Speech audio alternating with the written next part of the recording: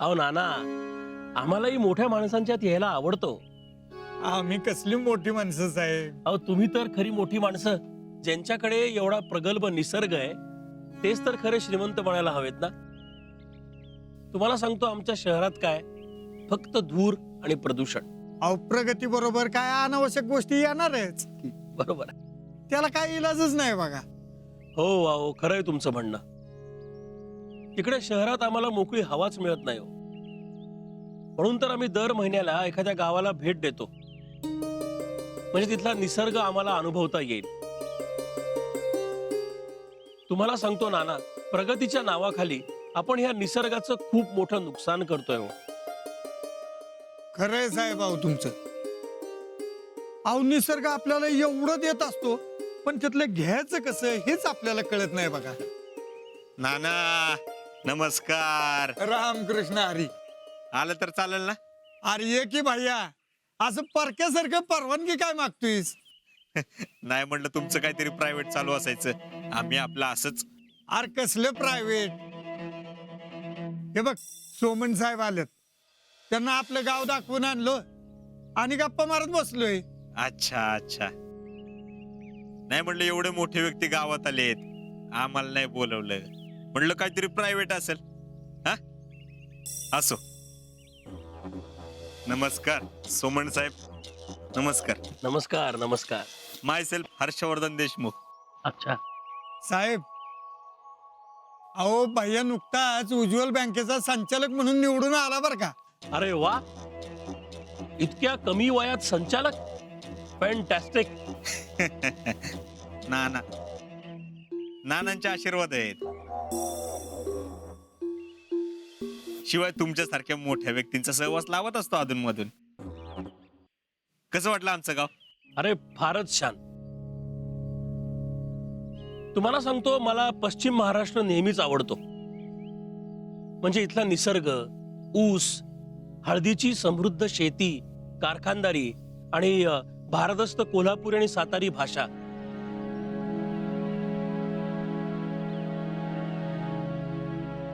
आणि ह्या सगळ्यात वैशिष्ट्य म्हणजे तुमच्या गावाची एकी. ह्या सगळ्याचं क्रेडिट एका माणसाला जात, आपले नाना. गावातला एकही माणूस नानांच्या शब्दाबाहेर नाहीये. अहो तसे काय नाही साहेब, गावातली सगळी माणसं समजूतदार आहेत, लय मिळून मिसळून राहतात. बरं त्याचं काय आहे साहेब, नानांना स्वतःच कौतुक केलेलं बिलकुल आवडत नाही.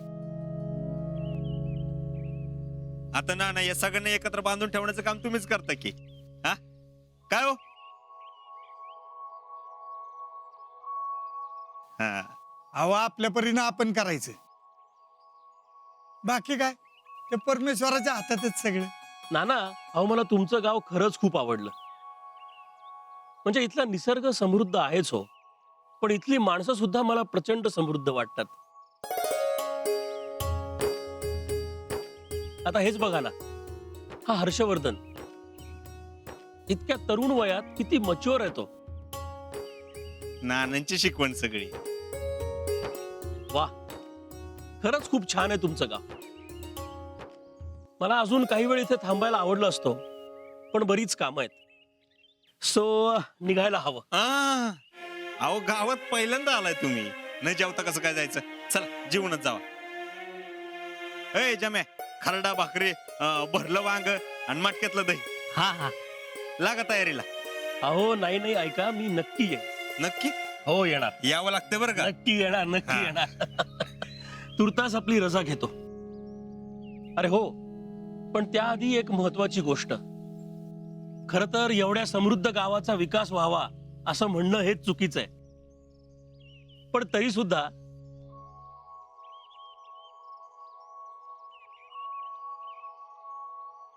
या गावाच्या विकासाकरता माझा आपला एक खारीचा वाटा. 5 लाख रुपये?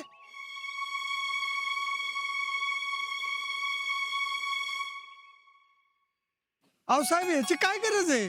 अहो नाना, घ्या प्लीज. या गावाशी माझी नाळ जोडली जावी म्हणून तरी घ्या. अहो साहेब गाव तुमचंच आहे. मग तर अधिकारानंच घ्या. या पैशातनं गावाच्या विकासाकरता काहीतरी काम करा. हर्षवर्धन, या तुम्ही पण या. मी अहो, तुम्ही तरुण नेतृत्व आहात, प्लीज या. बर. या या. घ्या. जम्या फोटो काढ. हा हवा या.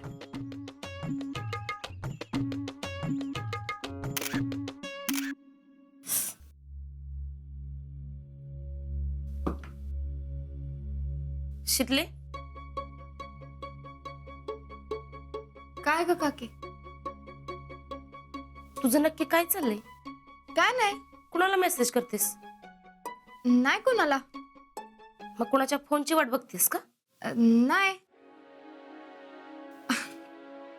ते मी मोबाईल वर गेम खेळत होते. का ग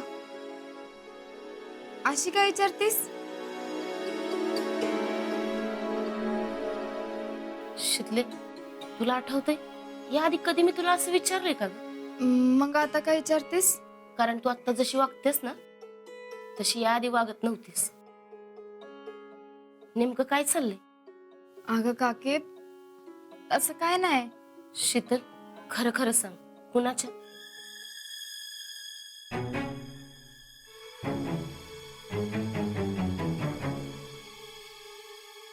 काय कुणाच्या?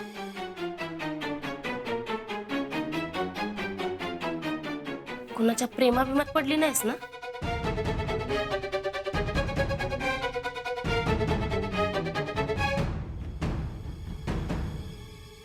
काय बी काय काके? शितले,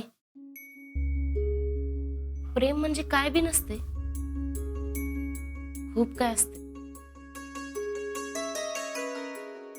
अगं काके तुला जे वाटतंय ना तसं काय नाही बर का. शीतल, तुझ्या वयातनं मी पण गेले. असं जर काय असेल ना तर सगळ्यात आधी मला सांग. अगं पण तसं काय असेल तर सांगेन ना. शीतल, काही गोष्टी सांगायची गरज नसती. मी याआधी तुला काय विचारले का? मी आजच का विचारते ना याचा एकदा विचार करून बघ. आणि जे काय असेल ते खरं खरं सांग. हे बघ, तुझ्यामुळे घरातली सगळी माणसं टेन्शन मध्ये गेलेलं मला अजिबात आवडणार नाही.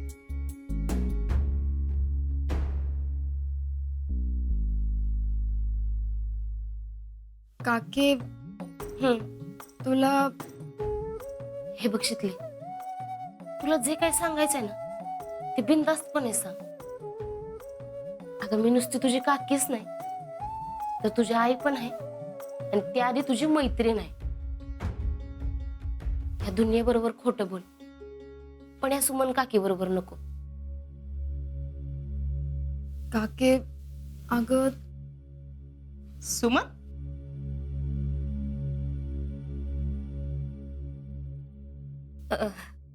काय होत आहे? काय चालू दोघींचं?